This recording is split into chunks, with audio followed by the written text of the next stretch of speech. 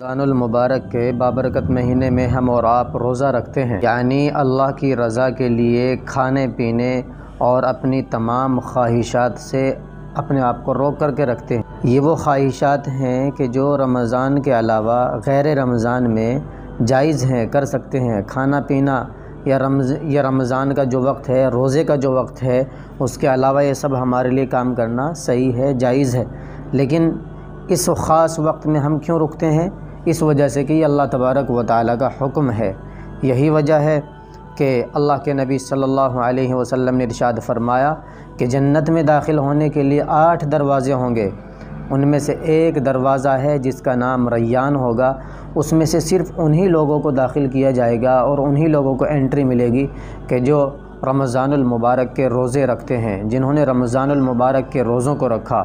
آپ اندازہ لگا سکتے ہیں کہ وہ ایک VIP گیٹ ہوگا، جیسے دنیا میں کوئی محل ہوتا ہے یا کسی کی کوئی کوٹھی ہوتی ہے یا کسی کا کوئی خاص بنگلہ ہوتا ہے، تو ان میں کوئی نہ کوئی خاص ایک گیٹ ایسا ہوتا ہے یا انٹر ہونے کے لیے کوئی نہ کوئی دروازہ ایسا ہوتا ہے کہ جو مالک کے لیے خاص ہوتا ہے یا کسی خاص آدمی کے لیے ہی خاص ہوتا ہے کہ صرف یہی آدمی اس سے جائے گا۔ تو اسی طرح جنت میں روزے داروں کے لیے اللہ کے نبی نے ارشاد فرمایا، ریان ایک دروازہ ہے جسے صرف روزے دار ہی داخل ہو سکتے ہیں، اس کے علاوہ کوئی اور داخل نہیں ہوں گے۔ تو یہ اللہ تبارک و تعالیٰ روزے داروں کو انعام دے رہا ہے۔ اور دوسری حدیث میں اللہ کے نبی علیہ الصلاۃ نے ارشاد فرمایا کہ حدیث قدسی میں اللہ تبارک و تعالیٰ ارشاد فرماتے ہیں کہ بندہ تمام اعمال اپنے لیے کرتا ہے، لیکن روزہ بندہ اللہ تبارک و تعالیٰ کے لیے رکھتا ہے۔ تو اللہ تبارک و تعالیٰ فرماتا ہے الصوم لی وانا اجزی بہ، اور دوسری روایت میں وانا اجزا بہ، یہ الفاظ بھی آتے ہیں۔ مطلب اس کا یہ ہے کہ بندے نے روزہ میرے لیے رکھا ہے اور میں خود اس کا بدلہ دوں گا۔ روایتوں میں اس کی تشریح علماء نے لکھی ہے کہ ہر عمل کا بدلہ، نماز، زکوٰۃ، اللہ کے راستے میں خرچ کرنا، جو بھی وہ نیک عمل کرتا ہے، کسی کے ساتھ ہم نے ہمدردی کا معاملہ کر دیا، کسی کے کام آ گئے، کہیں پانی کے لیے نل لگوا دیا، ہوا کے لیے پنکھا لگوا دیا یا درخت لگا دیا، ان سب کا بدلہ اللہ تبارک و تعالیٰ ہی دیں گے، لیکن وہ فرشتوں کے ذریعے سے دلوائیں گے۔ اللہ کے نبی نے ارشاد فرمایا لیکن روزہ ایک ایسا عمل ہے کہ اس کا بدلہ میں خود دوں گا، اپنے ہاتھوں سے دوں گا۔ اب آپ اندازہ لگا سکتے ہیں کہ دنیا کا اگر کوئی بادشاہ کوئی انعام دینا چاہے تو کیا وہ تھوڑا دے گا یا وہ معمولی دے گا؟ نہیں، بلکہ وہ غیر معمولی دے گا، اور اتنا دے گا کہ کیونکہ اگر وہ کم دے گا تو اس میں بادشاہ کی توہین ہوگی، اور اللہ تبارک و تعالیٰ احکم الحاکمین ہے، تمام بادشاہوں کا بادشاہ ہے، وہ تو رب العالمین ہے، تو وہ کتنا انعام دے گا اس کا ہم اور آپ اندازہ نہیں لگا سکتے۔ اور وَأَنَا أُجْزَى بِهِ، اللہ فرماتے ہیں کہ میں خود اس کا بدلہ ہوں، میں خود اس کا بدلہ ہوں، یعنی جس کو اللہ مل گیا اس کو سب کچھ مل گیا۔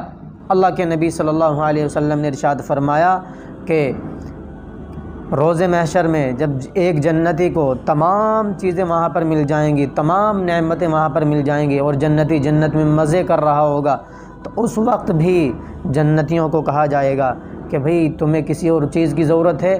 تو جنتی جواباً عرض کریں گے کہ الہ العالمین، ہمیں اب کس چیز کی ضرورت رہ گئی ہے؟ اتنا سب کچھ تو مل گیا ہے، ہمیں تو اس چیز کا اندازہ بھی نہیں تھا کہ ہمیں اتنا ملے گا، آپ نے ہمیں اتنا نواز دیا، اب ایسی کون سی نعمت رہ گئی ہے کہ جو ہمیں نہیں ملی؟ تو اس وقت جواباً ان کو ارشاد ہوگا کہ اللہ تبارک و تعالیٰ کا دیدار یہ جنت کی سب سے بڑی نعمت ہے۔ تو گویا کہ اللہ تبارک و تعالیٰ اس روزے کا بدلہ خود ہوں گے۔ اس کو آپ ایک مثال سے بھی سمجھ سکتے ہیں۔ ایک بادشاہ نے اپنے ایک وزیر کو چند اشرفیاں دی، سونے کے سکے دیے کہ ان کو تمام وزیروں میں تقسیم کر دیا جائے۔ جب تمام وزیروں کو وہ اشرفیاں تقسیم کی جا رہی تھی تو وزیر ایک دوسرے سے آگے بڑھ کر اس کو حاصل کرنا چاہ رہے تھے، ایک دوسرے سے آگے بڑھ رہے تھے، مجھے اتنے مل جائیں، مجھے اتنے مل جائیں۔ لیکن اسی اثنا میں ایک وزیر بادشاہ کے ہی پاس کھڑا رہا۔ بادشاہ نے اس سے کہا کہ بھئی سب لوگ اشرفیاں لے رہے ہیں، تم کیوں نہیں جا رہے ہو؟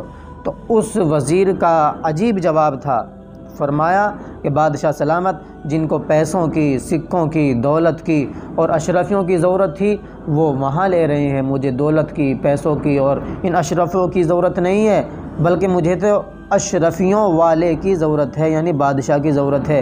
جب مجھے اشرفی والا یعنی بادشاہ مل جائے گا تو مجھے سب کچھ مل جائے گا۔ بہرحال اللہ تبارک و تعالیٰ روزے دار کو خود اس کا بدلہ دیں گے، اور فرمایا کہ میں خود روزے کا بدلہ ہوں، تو جس کو خدا مل گیا تو اس کو سب کچھ مل گیا۔ یہ روزے داروں کے لیے فضیلت ہے۔ امید ہے کہ انشاءاللہ تمام مسلمان، عالم اسلام کے تمام مسلمان روزے کی اہمیت کو سمجھیں گے اور اس کو رکھیں گے، اور بھلا ایسا کون مسلمان ہو سکتا ہے کہ جو روزہ نہ رکھے؟ اللہ ہم سب کو ان باتوں پر عمل کرنے کی توفیق عطا فرمائے۔ آمین۔ وآخر دعوانا ان الحمد للہ رب العالمین۔